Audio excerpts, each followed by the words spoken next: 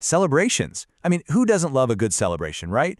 But have you ever, really stopped to think about what they're all about? It's not just about the cake and the confetti. Turns out they're a huge part of what makes us human. So today, we're going to dive into the whole world of celebrations, why we do it, what it all means, and hey, even how you can get better at it.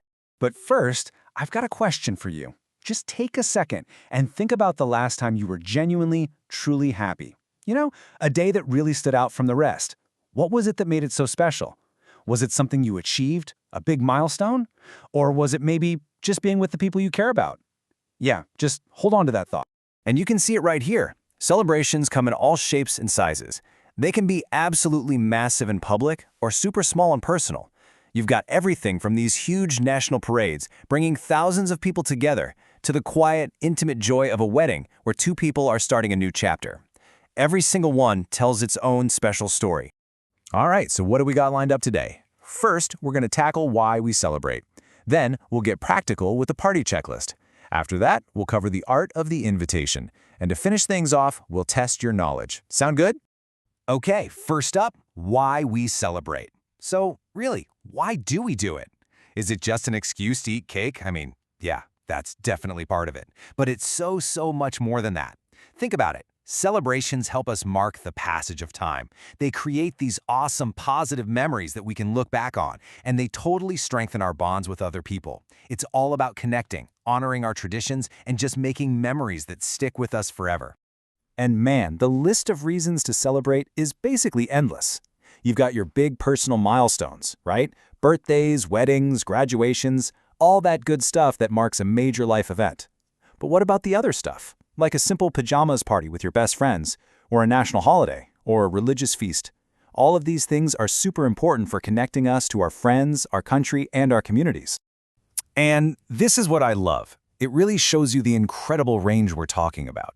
On one hand, you have a graduation. It's formal, it's a huge rite of passage. On the other hand, you've got a pajamas party, which is all about being comfy, sharing inside jokes, and just connecting with friends. And you know what? Both are just as important. They both remind us what really matters, celebrating how far we've come and cherishing the people around us. Okay, now this is really cool. Check out how culture totally shapes these celebrations. So you've got Elif from Turkey. For her, Eid al-Fitr is all about family, respect, tradition. You know, wearing your best clothes, visiting relatives, kissing the hands of your elders, and sharing amazing sweets like baklava. Then you've got Robin from Spain. His graduation party? Totally different vibe. It's about decorating the school garden, having music, dancing, and giving presents with friends. See? Two completely different events, different traditions, but they both come from that same universal need to celebrate. All right, let's switch gears and get practical. This is the party checklist. So, you've got a reason to party. Awesome. But how do you actually make it happen? How do you go from an idea to an actual amazing gathering?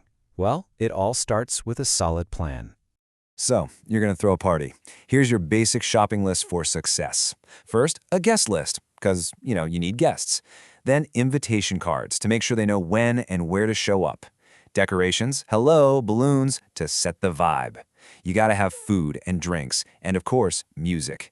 And you can't forget the holy trinity of parties, a cake, candles, and presents. That's the stuff that really makes it feel like a celebration. Let's break it down with Claire's party plan. She threw a costume party, and here's how she did it, step by step. 1. Prepare that guest list. 2. Send out the invitations. 3. Get the food and drinks ready. 4. Decorate the space. 5. Get a delicious cake. And step 6, the best part, welcome your friends. See? When you break it down like that, it's not overwhelming at all. Totally manageable. All right, let's talk about the art of the invitation. Because, listen, you could plan the most epic, incredible party in the history of the world, but if nobody shows up, it's not much of a party, is it? The invitation is the key. It's that crucial link between your awesome plan and your guests actually being there. Okay, so take a look at this invitation for a pajamas party. It looks pretty simple, right? But a good invitation is actually a little work of art. It's all about communicating clearly. It has to give your guests all the essential info they need so they can show up at the right time, at the right place, and be totally ready for a good time.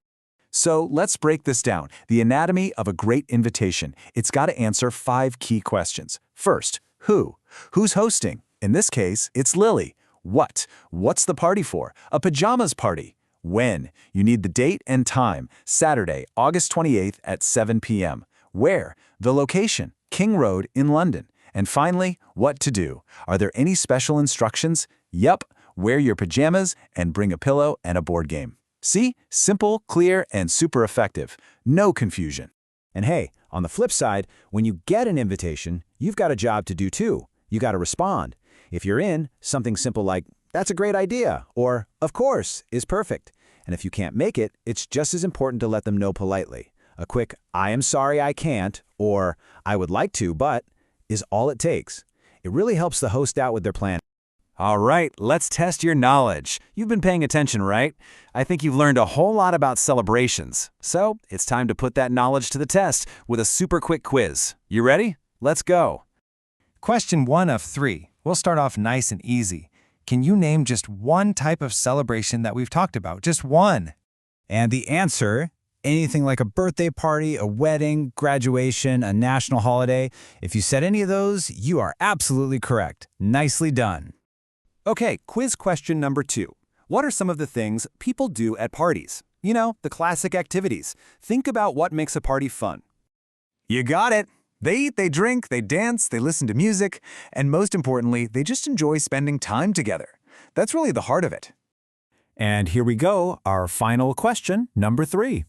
How do you invite someone to a party? What's a simple way to ask? And the answer is, yeah, something simple and direct like, "Would you like to join us?" Or even just suggesting, "Let's have a party." Both are perfect ways to get things started. Great job. Look at you. You're officially ready to celebrate. We covered the why, all about connecting and making memories. We went through the how with that super simple checklist, and we even dug into the art of the invitation. You've basically got everything you need to plan, invite people to, and really enjoy any celebration. Seriously, well done. And that kind of brings us to the end. Life is just packed with these moments, big and small, that are worth celebrating, you know?